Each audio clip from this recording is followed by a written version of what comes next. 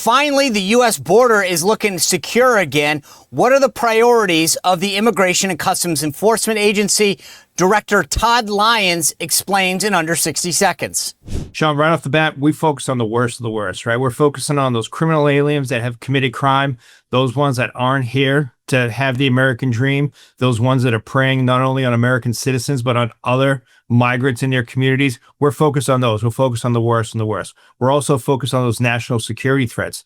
You know, under the last administration, we have so many individuals that were let in that weren't properly screened that are known as suspected terrorists, right? The president designated the cartels as foreign terrorist organizations. We have so many of these foreign actors in our countries. Then we're also focused on the people that are exploiting our immigration system. There's over 2 million that have been ordered deported, lawfully deported, had their due process by an immigration judge, yet they failed to leave. That's what we're focused on. All right, guys, happy Tuesday to you. What a week. We've got a big week ahead, by the way, and I'm going to tell you, and I'm just going to give you a little hint. Next week is going to be pretty crazy. I've got some things that I'm working on. I'll tell you later in the week if they come to fruition, but this is going to be good. Hit that subscription button now. Hit the notification button. Thanks for everyone who tuned in last night to Harmony Dillon. She crushed it as usual. All right, 2 big stories and then 2 big guests. So the guests, we're going to talk about the border in a way that very few have. Acting ICE Director Todd Lyons is here, and we're going to talk about what his agents are dealing with on the front lines, the threats from Democrats in the media, and what the results are, because it's pretty fascinating. And Arizona Sheriff Mark Dannels, he's on the front lines every day. I went out and visited him last year, and he's going to give us an update. So we're going to really get into the border and what we're doing and what's been accomplished like no other. But 2 big issues before we do that. First, holy smokes. By the way, John Solomon is going to be with us later, not today, but he's coming up. I talked to him yesterday to update us. Because remember, everything he said about the Russia hoax has pretty much come true, right? He said that they would sign, they would announce this task force, and they did within hours of coming on the show, and that there would be further action. And yes, last night we got it. Pam Bondi announcing a grand jury that evidence from the Russia hoax was being sent to it. Keep an eye on a guy like John Brennan. I think they're going after some big fish here. And for what it's worth, if you listen to the mainstream media, it's settling scores. No. These people lied to the American people. They tried to undermine an election and undermine a president. They need to be held accountable. And I'm glad Pam Bondi doing it. But the same people in the media that covered all this up, that perpetrated it in the first place, that covered up the intelligence that came from Hunter Biden's laptop, all this other stuff are doing the same thing now, trying to pretend that this is some kind of witch hunt or settling scores. I'm sorry. They lied to the American people. They weaponized the intelligence agency, and they should be held accountable. And I'm glad that Pam Bondi is doing it. So keep an eye on this, but we will follow this tomorrow, by the way. Sean Davis of the Federalist, he's been in and out of this. He will be here. And as I said, coming up in the next few days, John Solomon will be here. I talked to him last night. He's doing a lot of additional work, but he's committed to coming back on and giving us a further update. He crushed it last time. And so just trust me, but we are going to be covering this like no one else does because it's not getting a ton of attention. Unbelievably. You know what else isn't getting a ton of attention is what's going on in Texas. So the president, we had this Friday. We had this big discussion about what's going on in redistricting. Great discussion with Ryan Grodisky. And go back and look at it if you want. But right now, Texas is trying to do what the Democrats started, by the way. They did it in Illinois, Maryland, New York. They crunched the numbers. It's politics. I actually am not a huge fan of what's going on in Texas for a lot of reasons because I think it's going to come back to bite us, but that's neither here nor there. The bottom line is these Texas Democratic legislators fled the state, and they went to sanctuary cities. That's what they did. They went to Chicago. They're going to Boston, New York. They're going to political sanctuary cities. That's what they are. And they're hiding there because they don't want to vote. Well, guess what? The Attorney General last night in Texas said that absent Democrats should be arrested, punished, and face the full force of law because they didn't show up for their jobs. They got elected. You know what? That's how this works. You go, you vote. If you lose a vote. But the idea that they're fleeing to sanctuary political cities is pretty pathetic. That's what they're doing, and they should be held accountable for that. Watch how this thing lasts. It is unbelievable. Like I said, it is unbelievable how this is all playing out. And by the way, I just, I can't get enough of this. As I mentioned, tomorrow, Sean Davis is going to be here to talk about the Russia hoax. Plus, General Keith Kellogg, he is the White House envoy for Ukraine. He will join us here to talk about this deadline that's coming up. And I think we're going to break some serious news here. Regardless of what you think about Ukraine, Keith Kellogg, Lieutenant General and the special envoy of President Trump, is going to be here to explain what's happening. And then Friday, as I said, we're going to get more into the politics of things that are going on. Plus, Tyler Pager of the New York Times is here. But Ken Cuccinelli, former Attorney General of Virginia, will be here to talk about the effort that he's leading on the redistricting front as well. So I appreciate that. By the way, if you haven't, and you watch the show on YouTube or Rumble, please go over to Apple or Spotify and just hit the 5-star review. That's super helpful. We always love a shout out, and on Fridays we'll give one to some lucky viewer or not. And then during the week, by the way, if you can be around at 6 o'clock to join us for the premiere, super helpful. We have a great, robust chat. If you haven't been in it, check it out. All right, before I get into acting ICE director Todd Lyons, let me tell you, if you are a yo-yo dieter, and I know what that's, I do know what that means. I've been there myself. You lose some weight, you put it back on, you lose it, you put it. It's not helpful, and it can increase your likelihood for a heart attack, type 2 diabetes, and other health problems, because it's just not good on your body to go up and down, up and down. But I want to tell you about a new supplement called Lean. And it's a supplement. It's not an injection. It's not something you need a prescription for. The science behind Lean is really impressive. It's all natural ingredients that targets weight in 3 different ways. It helps maintain healthier blood sugar. It helps control appetite and cravings, and then it helps burn fat by converting it into energy. So let me get you started. If you're one of these people and you know who you are, you can go to TakeLean, LEAN.com, and enter code Sean, SEAN 20, to try this and get started on your journey to wellness. So go to TakeLean.com, use code Sean 20 for 20% off. By the way, though, if you're a snacker, and, this kind of an interesting segue here, but you know what I'm saying? Sometimes you really want something between meals. I've tried to even find a way to make snacking healthy. And you know what I've done? I've kicked over to Masa Chips. Check out that bag. Crush that one. The thing about snacking is it's inevitable. The question is, can you make it healthy? Masa Chips, I've been so excited. I met the owners at a Maha event right before Bobby Kennedy was sworn in. And I was like, dude, I am so excited to meet you two because I want to try these chips. They make them in all sorts of different flavors. There's original, there's lime, there's a habanero one. They've got a blue chip, the original, which is what I just showed you. It is unbelievable because they don't have seed oils, no processed stuff in these things. It is unbelievable. They are made with just 3 ingredients, corn, sea salt, and grass-fed beef tallow. That's what I'm talking about. So if you're going to snack on something that's much healthier, that's Maha approved. The taste is great. They're awesome. If you're like someone who dips in salsa or guac, this is your chip. It's a great, great chip. They are loved by thousands of people, and I'm telling you, they're Maha approved. If you want to give them a try, go to masachips.com/Sean and use code Sean for 25% off. That's masachips.com/Sean, SEAN.com, to try some Masa. And I'm telling you, I would get the variety pack because I really love the lime ones. I know not everyone does, but the habanero, I think my son loves those. Like, there's something for everybody if you don't just want the original, which I think are fantastic. So go to masachips.com/Sean. Without further ado, though, let me bring in the acting director of ICE, Mr. Todd Lyons. Todd, welcome to the show. Thanks for everything you're doing to keep America safe. I appreciate it. Oh, thanks, Sean. Thanks for having me.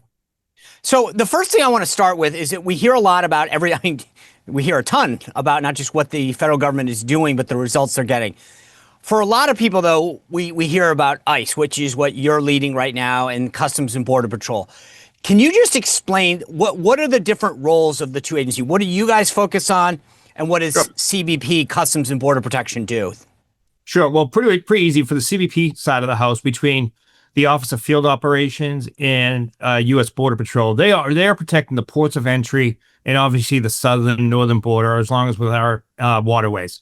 What ICE does specifically is we focus on targeted enforcement inside the interior. That means at-large criminal aliens, known as suspected terrorists that are foreign-born. Those people have been ordered deported by a immigration judge or a federal judge. That's what we focus on. So inside ICE, there's 2 components in our law enforcement section. You have Homeland Security investigations. They do everything from human smuggling sex trafficking, counterproliferation. They do a lot of counterintelligence work, and we have an enforcement removal operations. That division focuses on the foreign fugitives in the country, criminal aliens that have final deportation. They work with host nations to remove individuals. So it's a pretty robust operation that we have nationally and globally that ICE is working 24 hours a day to protect the homeland. So is it fair to sum it up by this? CBP focuses on trying to keep people out, but once they get in, that's where ICE steps in? 100%. That's the best way to say it, Sean. So like I said, especially for the enforcement removal side, we're focused on removing those threats to the communities that have gotten in or that have been ordered deported or committed a crime that haven't left or been released. That's what we're focused on.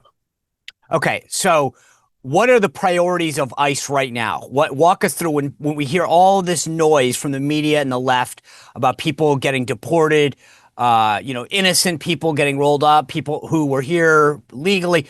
Just what are the priorities of ICE in terms of how you guys look at who should and should not be in the country? Sean, right off the bat, we focus on the worst of the worst, right? We're focusing on those criminal aliens that have committed crime, those ones that aren't here to have the American dream, those ones that are preying not only on American citizens, but on other migrants in their communities. We're focused on those. We're focused on the worst and the worst. We're also focused on those national security threats. Under the last administration, we have so many individuals that were let in that weren't properly screened that are known as suspected terrorists, right? The president designated the cartels as foreign terrorist organizations. We have so many of these foreign actors in our countries. Then we're also focused on the people that are exploiting our immigration system. There's over 2 million that have been ordered deported, lawfully deported, had their due process by an immigration judge, yet they failed to leave. That's what we're focused on. We also are focused on anyone that breaks immigration law. In the past, John, we would turn a blind eye to someone who was just here illegally, who hadn't committed a crime. Not anymore. We're enforcing the full portfolio that Immigration and Customs Enforcement is sworn to do. So if we go out there and we arrest a criminal alien, but there are some other people with them that are here in the country legally, we're going to take them because we're not going to turn a blind eye. It's a federal law to be in this country legally, and we're going to enforce it. I wanted to get at that because to me, that's the important thing. And Tom Homan, I think from the top, has been clear about this. If we go into a house or wherever, there's a bad guy there that's committed a crime, but there's 5 other people here illegally. Maybe in the past we'd look the other way and those people would stay, but not now. And that's what I think the media and a lot of people don't get, is that you don't get a pass just because you hadn't committed a crime at the same rate as some bad guy that's getting rolled up. Yeah, Sean, I always use the example of a regular, like a state or a local police department. If that police officer pulls a car over and they search the car or they arrest the driver and they ID everyone else in that car, and that person may have a civil infraction or a warrant out for them, that police officer isn't going to walk away from those individuals. It's the same with ICE. They're sworn law enforcement officers. They uphold Immigration and Nationality Act and Title 8 U.S. Code of Immigration Law. And we're not going to just stand by and let someone break the law. We're going to enforce it. And I think that's what we're doing. I think that's one key thing the American people need to know is that ICE is going to enforce the law the way it was written. So speaking of the law, when I hear a lot of these stories in the legacy media, they'll say people are being deported and deprived of their due process. Respond to that. It's the farthest from the truth. I really wish people would educate themselves. And I think, Sean, a lot of it that you see is the left media or the historic media not wanting to tell the whole story. There are so many cases that people have gone to immigration court and have had their due process, been ordered deported. They applied to the Bureau of Immigration Appeals. They've gone to whatever circuit they live in. Some cases have gone to the Supreme Court, yet they refuse to leave because there's some notion that there's a right they're allowed to stay even after they've been ordered deported. I think for so many years, the immigration system and immigration law has been so watered down to be interpreted by so many different administrations under executive order that the real meat of it is lost. And that is, if you're here in the country legally and you have your due process and you see a judge and you're ordered removed, deported, it's time to go. And we never did that before. And under this administration, that's what you're seeing. Okay, but let's just get to the crux of some of the left argument. If you are in this country, not through legal means, have you broken a law? Because the left will argue they haven't broken the law. And is that a technicality or is that just not true? No, it's just not true, Sean. You have broken the law. If you overstayed your visa, if you came between our ports of entry and you were not inspected or came through a lawful means through our ports of entry, you've committed a misdemeanor. You've broken the law. If you come back in after let's say after you've been deported, we see this a lot, right? Someone's been deported, they come back in without authorization. That's a felony. And that for us, that's what's really important for us. We have a lot of local law enforcement that encounter these individuals that commit a crime, yet they've already snuck back in the country. Well, that's a felony in the presence of those officers, yet their jurisdictions won't allow them to act on it. So I think, Sean, which kind of your point, a lot of the crux of that is what we hear from the left is not the truth of what actually happens with immigration law. So let's talk about the results, because I keep seeing these statistics about net migration at the absolute lowest it's been in years, number of people deported. What are you guys, when you report up to Secretary Noem and to the president ultimately, what does Todd Lyons say that ICE has accomplished in the first 6 months of this administration? You look at that first 6 months, we have almost 150,000 people that have been arrested by ICE compared to the past where those numbers were extremely low. Sean, if you look at our days, under the last administration, we used to run what was called Operation Crosscheck.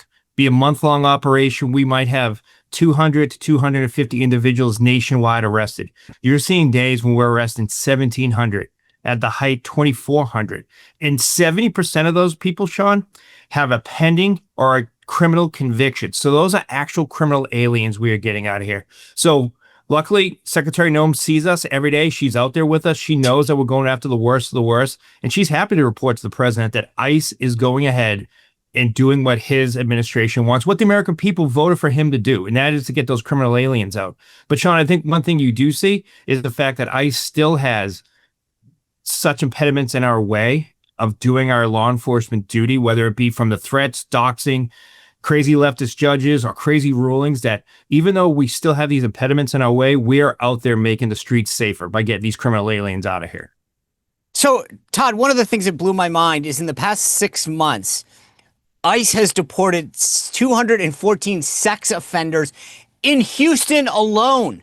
Like, to me, if I were the people of Houston, I'd be like, Todd Lyons, send more, send more. To your point about the impediments, I'm like, why are people, it blows my mind when I hear some of these folks gathering and saying, we don't want ICE in our community. And I'm like, do you realize who ICE is getting rid of? Yeah, and I think, Sean, unfortunately, a lot of our good news stories, if you will, just don't get out there. Look at what just happened in New Jersey. You have a criminal alien that gets arrested for domestic violence in 2023. He's not turned over to ICE. Gets 2 DUIs from May until June, not turned over to ICE. Then he goes out, drives drunk again, and kills a mom and her daughter. Yet you have these left politicians and so these media outlets that have demonized what ICE does. These are the people you want in your neighborhood. I think the American people are extremely happy with what ICE is doing. Yet, Sean, you see it. We're called Gestapo, the Nazis, right? And you need to sit back and really look at who we are actually removing from the country. And I think that would change a lot of the narrative. So is this a PR problem, like that you need more out? Like, what is it? Because I agree with you. When I see the statistics, number one, I'm just excited that our country is safer and we're reestablishing the rule of law. But I look at the results that ICE is getting and getting these individuals who are perpetrators, criminals, bad people out of the country. What is it? What is it that you need more of? More agents, better PR? Like, what is it? What would help you? I'm extremely proud of our PR team. We've been doing a ton. Secretary Noem has given us such leeway to get out there and get our message out there. No matter, like the impediments from before, we're still getting it out in the big sanctuary areas. What I really think, Sean, is centric media needs to report the good work we're doing. For so long, we played defense, where we were only responding to bad stories, right? No one wants to lead a newscast with what ICE is doing, because for some reason the narrative is ICE is doing the wrong thing. And it's the farthest from the truth. I think that's what's leading to a lot of the assaults on officers, because we're painted with such an evil brush that a lot of Americans who are opposed to the ICE mission aren't understanding exactly what we do every day.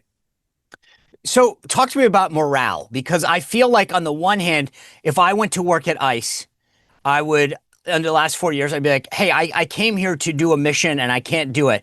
Now they can do the mission, but you've got a lot of folks demonizing them. What is morale like for these folks? I can tell you, Sean, I've been doing this for almost 20 years and morale's never been higher. Yeah, extremely stressful. Don't get me wrong. Obviously you've seen a lot of officers wearing masks.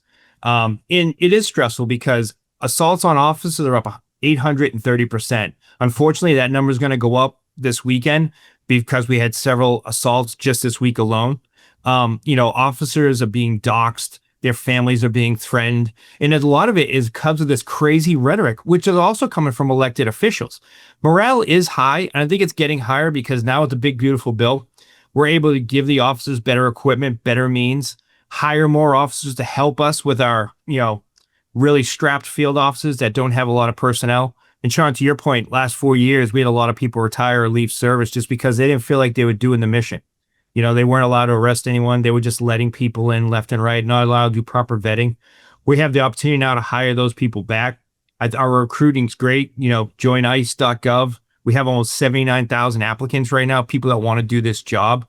And obviously that's going to help. But I really think, Sean, the men and women at ICE are proud of the work they do. I'm proud to brag on them every chance I get. Anytime I have an opportunity to do an interview and say, what the great work they do every day, that's some of the bravest men and women in law enforcement. But Sean, it is pretty stressful when you have the, you go to work and you're being assaulted by someone that's not even the perpetrator you're arresting, or your family's being doxxed because of the job you do. That's extremely stressful for these officers and agents.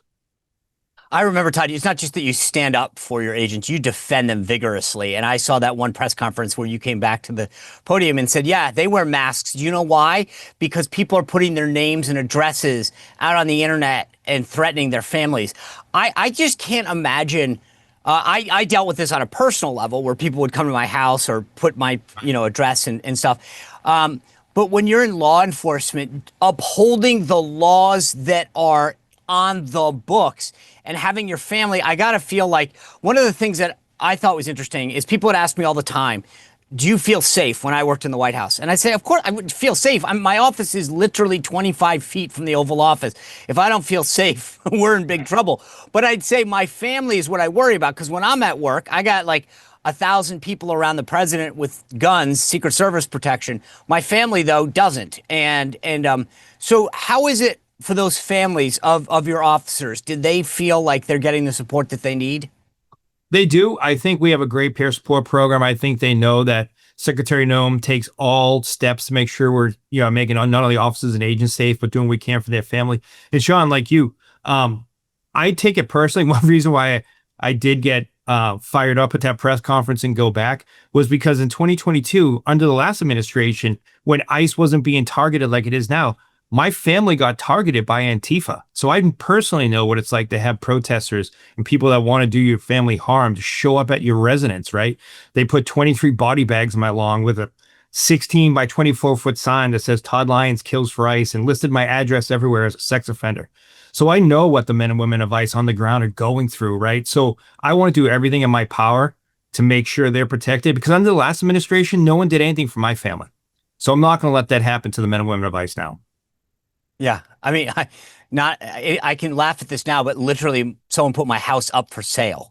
I always, I joked with my wife at the time, like, how much? Because maybe we'll do it. But it's not funny when it comes down to it. I tried to make the most of the situation. Can I just get back to like priorities, right? Sure. And you guys are obviously getting the worst of the worst, as I mentioned, 214 sex offenders in Houston alone, other criminals that are trafficking young women. But how does that work, like in terms of what should the next few years look like? Is it we go to just criminals and then what? Like, how does it cascade? Sean, when we first started this, we obviously said, okay, we're going to focus on the worst of the worst, right? We'd focus on the worst of the worst that have final orders, and then the worst of the worst that haven't seen an immigration judge yet. And then as we go down, we go, let's focus our priority on people that have final orders that haven't left. Obviously, it's at the very top of that will always stay known as suspected terrorists or any active threat against the United States. But what we found when we just ran a large operation in Massachusetts, these sanctuary jurisdictions, we can't focus on priorities because we were focused on the worst of the worst that had been convicted. But in real time, while we're up there doing this operation, they were releasing more. So we had great numbers for that 30 days in Boston. The problem was, as we were trying to arrest the ones that have been there and the worst of the worst for dozens of years in some cases, in real time, criminal aliens were being released. So for us, until we can get a handle on the sanctuary city issues, for us to have like targeted buckets or targeted enforcement, because our priorities are constantly moving, because we don't want that public safety threat to get released, because like we've seen so many times, they're just going to disappear again. So it's having that split focus and making sure that we can go worst of the worst, but respond to immediate threats is what's really hampering us right now. So when you're in a place like Boston, I get that Mayor Wu is not a friend of ICE. She's very clear about that. But do the Boston PD, did they kind of go to the ICE agents, hey, this isn't us. We want to help. I mean, I get off sort of, is it a wink and a nod? Like, hey, we want to help you, but we can't. Is like, what's that relationship with local police jurisdictions, whether it's Boston or New York? Yeah, I could tell you rank and file. The folks, men and women on the street, they are pro us. They want to help us. They want to be brothers and sisters in law enforcement. Obviously, their leadership is not. But Sean, I've said it many times before, right? What kind of world do we live in where a law enforcement officer is threatened with suspension, loss of pay, or being fired for helping another law enforcement agency? When I was a field office director in Boston, it was an early Christmas gift the whole time, because the city of Boston would love in December to highlight how many detainers they didn't honor or how many criminal aliens they didn't turn over to us. And the number was always wrong. As an example, my last year there, they said they didn't honor 11 detainers. Well, it was actually over 300 criminal aliens they didn't release, which I loved letting the people of Boston know that, hey, look, you're being gaslit, right? These criminal aliens are being released and going back into your community where we could have arrested them in a safe, secure environment and taken them out of your neighborhood. So to your original question, the rank and file, the men and women of law enforcement across the country, they are with us. They support us. But unfortunately, a lot of city leadership and a lot of senior leadership in law enforcement just, won't support ICE the way they should. It's insane to me, just the idea of, like, if you gave that example in New Jersey, there are people that could be alive. There are people that wouldn't have had a crime perpetrated against them. To me, there's a lot of crazy policies on the left. That being said, I'm very open about my positions. But the idea of saying I defended a criminal is insane to me. I just cannot believe how you can go back and say, could you please vote for me? I kept this bad guy on the street because I didn't want to turn him over. Like I've never gotten that. But I want to, the last question I have for you, Todd, is this. The president was on CNBC this morning. He was asked about immigration. And one of the things that he was asked about is like farm workers. And he said, we got to find a balance here because his words, not mine. He said, we need them. How do you guys look at that? Like, is it, where do farms and some of these hospitality workers fall on your list? Sean, that's where we actually put our criminal investigator hats on, which I have to give all the props to the Homeland Security investigations who work under me, the special agents. What we do is we go and we focus on those key things that those special agents are good at. Human trafficking, sex trafficking, human smuggling. Unfortunately, there are so many American businesses that will make an extra buck on the backs of these illegal aliens. Well, so what we're going to do is when we have criminal tips, we're going to go out there and execute those search warrants, execute those criminal warrants. One thing I like to always highlight is the LA riots. We have so many people from the left that say, if you guys only had a criminal warrant, we'd support you. If you had a warrant signed by the judge.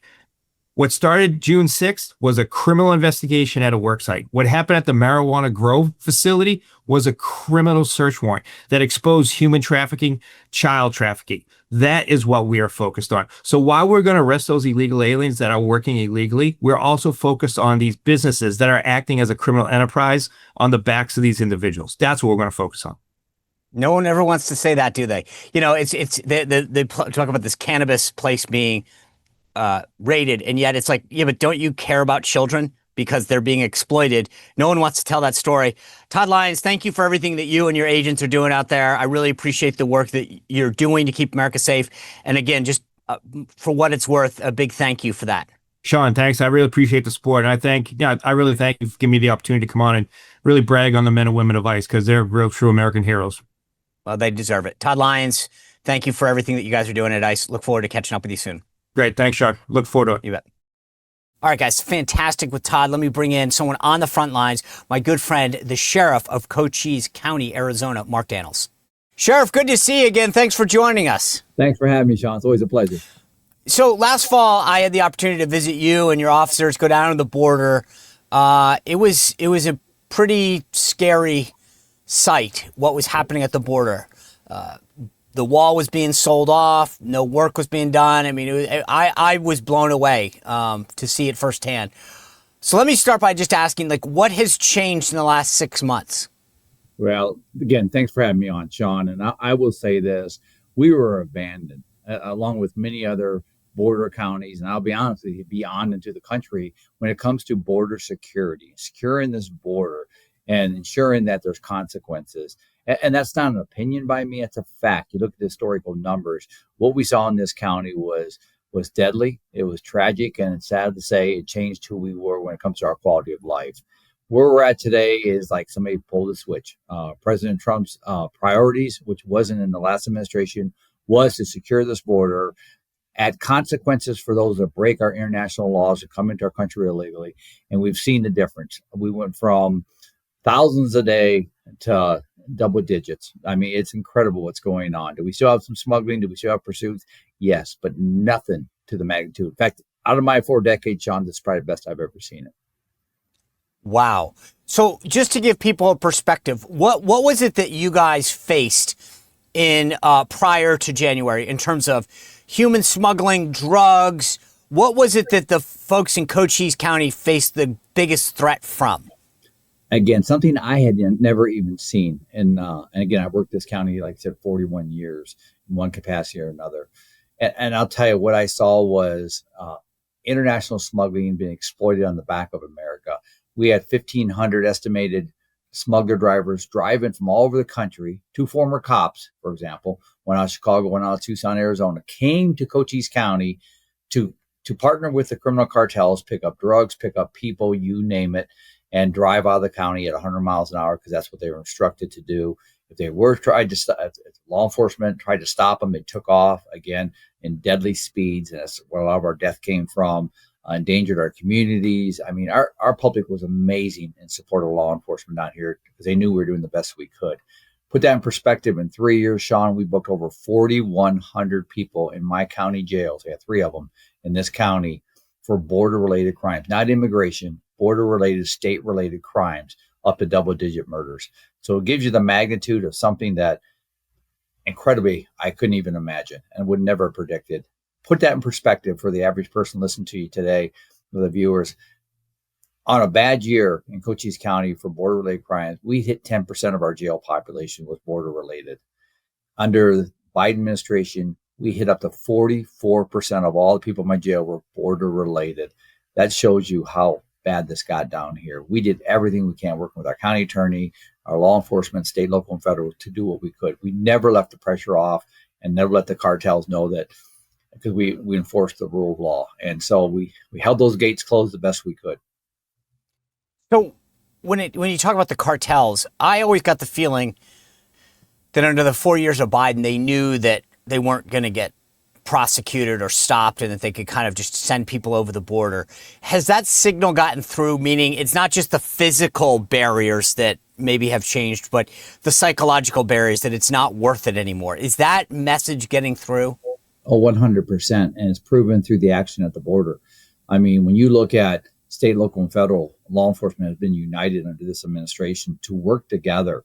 And that's something I don't understand when I see sanctuary cities or I see mayors or governors or whoever it may be that come out and say, well, no, we don't support ICE. We don't support this administration. Well, that's on you. You weren't elected to support President Trump. You were elected to take care of your people and protect them under your oath of office. And to see what's going on in this country just scares the heck out of me because, again, I don't care if it's FBI, ATF, state police, another sheriff calls me and says, or ICE, hey, Sheriff, we need to go pick up this fugitive. Let's go get him. And to change our paradigm now and say, no, we're not going to work with ICE, all you're doing is setting your community up for a tragedy. You said the word abandon. How has that changed? So, like, describe the relationship with maybe the feds before January 20th and the relationship after January 20th. Sean, we had no relationship with this past administration. President Biden was the first president in modern day time that would not meet with America's sheriffs. That's unheard of. The 3,000 sheriffs and the 4 associations that represent sheriffs in this country tried their darndest to get this president to meet with us. I met with members of the White House, expressed my dissatisfaction, even showed the letters of invite, and they turned their back on us.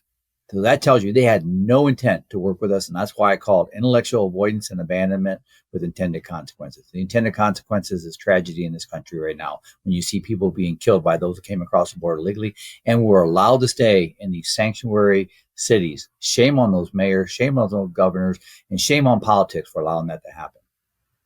You know, when I visited you and your team, the wall, there were pieces of it just lying on the ground, and potentially being sold off, whatever. Has the physical nature of a barrier been resurrected? Like, are you guys, is it now being rebuilt? Is porous? Like, how does the physical piece of our border security look now in the past 6 months? Well, there's enhancements coming. I mean, just west of me, I know they're going to start building the physical barrier again. Our county, we're subject to that too, I've been told. So there's movement being made by this president to finish the physical barrier where applicable, work with technology, and work again to make sure this is all done. Something that's important to put out, Sean, is when President Biden took over, he declared the Southwest border a non-emergency, which shut down all the funding, the projects, everything. It froze in time. So that stuff a lot of the material sat down there, which is really, what are you going to do it for? It's pillars full of cement designed for the physical barrier that's currently in place. Sat there for 3.5 years, up to the last 6 months of President Biden being in office. He started moving the rest of that material. More, I got called from mayors and others saying, hey, Sheriff, this is what's going on. We checked into it. President Biden was taking all that material and was selling it pennies to the dollar.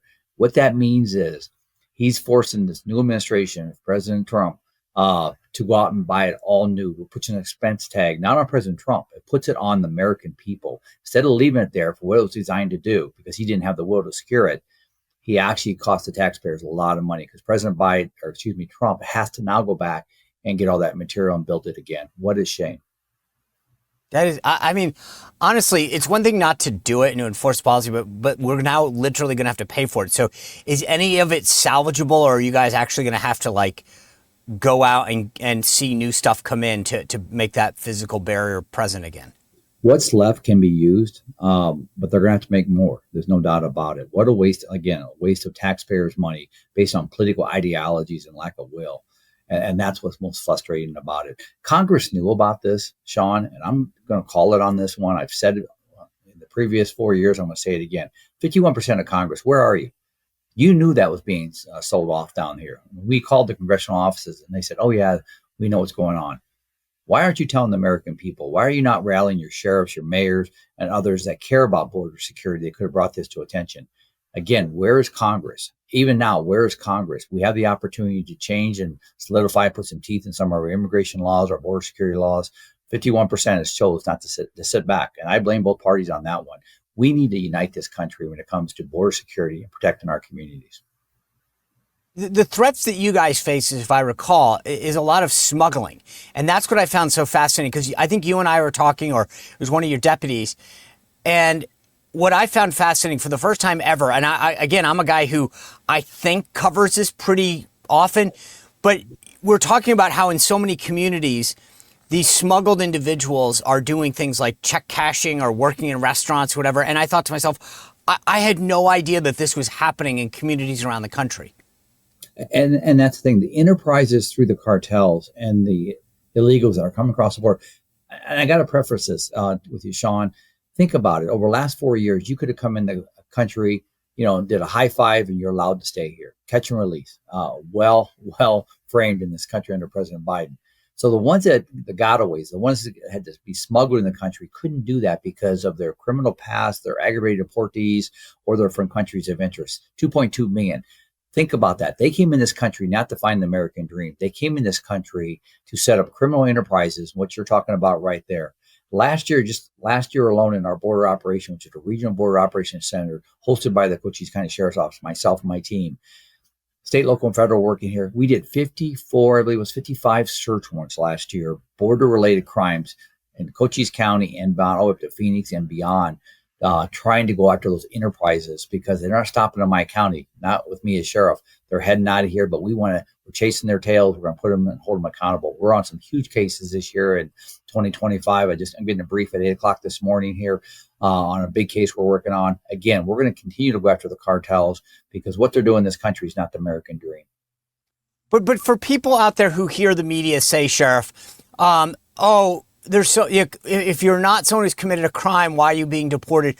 What do you think of those folks? I mean, like, what's your response? Because I look and go, okay, most of these people broke the law coming into the country, but to your point about these other folks, what do we need to know about who they are? Well, let's look at something first of all. This nation was built on the rule of law. Democracy, that the people put these laws in place. If you don't like the laws, change them. That's why I'm coming back on Congress.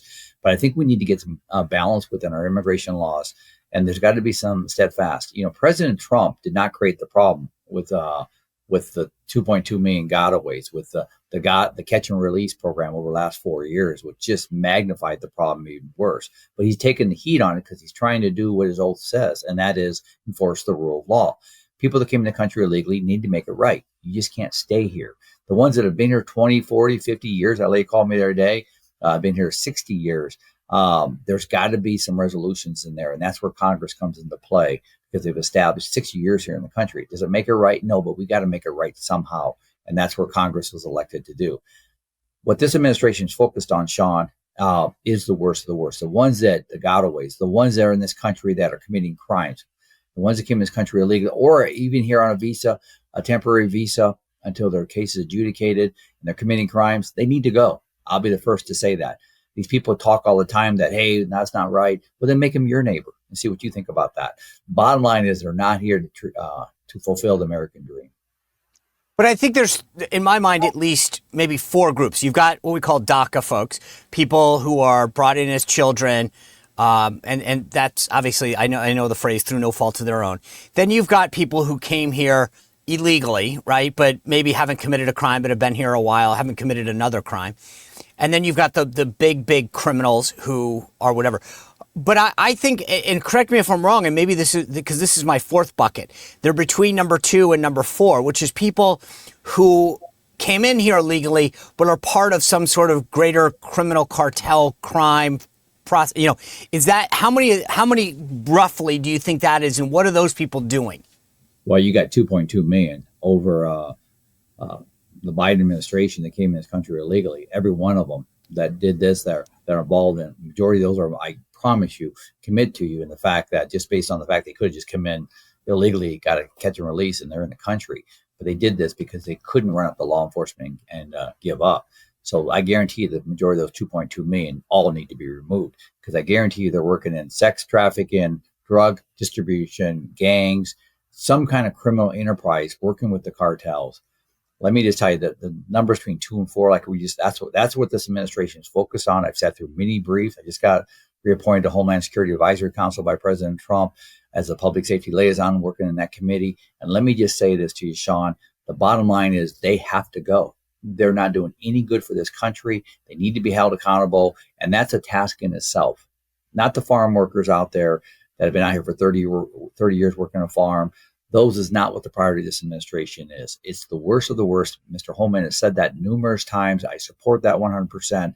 And let's not forget the humanitarian side of this by this administration. President Trump, Secretary Noem, and Mr. Holman is the fact that there's 300,000 children that's not being talked about that are missing in this country that came across the border. Tell me the cartel doesn't have a handle on that. They do. They want to locate these kids and make sure they're okay for humanitarian reasons. Nobody's applauding for that. I will. Do the people in your county want you to be working with the feds? I know that sounds like a simple answer, but so many places around the country, they're having these rallies and saying, we don't want ICE here. What do the people of Arizona think? I never, well, I shouldn't say never. I seldom get criticized in this county for upholding the rule of law. And people say that to me, Sheriff, we don't want you to do that. I'll go change the law. Right now, I'm going to work with them. It's what I do. It's what I know. It's what I committed. I served in the military prior to being in law enforcement. And the bottom line is it's what I know, and that is to protect our country. And then and communities within. And the bottom line is I don't get criticized down here because people understand who I am, what I stand for. It's not I'm hiding behind a bush or trying to trick people or platforms. No, I've never changed. I don't plan on doing it now. You know, Sheriff, I want to kind of end with this. When I was meeting with your deputies, I said, what's the one thing that you want that could change? And universally, they all said, I just want to do my job. I want to actually be able to do my job. Do they feel like they can do their job now? Yes, they do. That's Border Patrol especially, my deputies.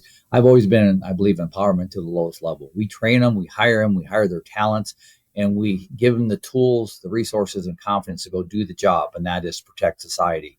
And when you take that away from a cop, watch their morale, watch their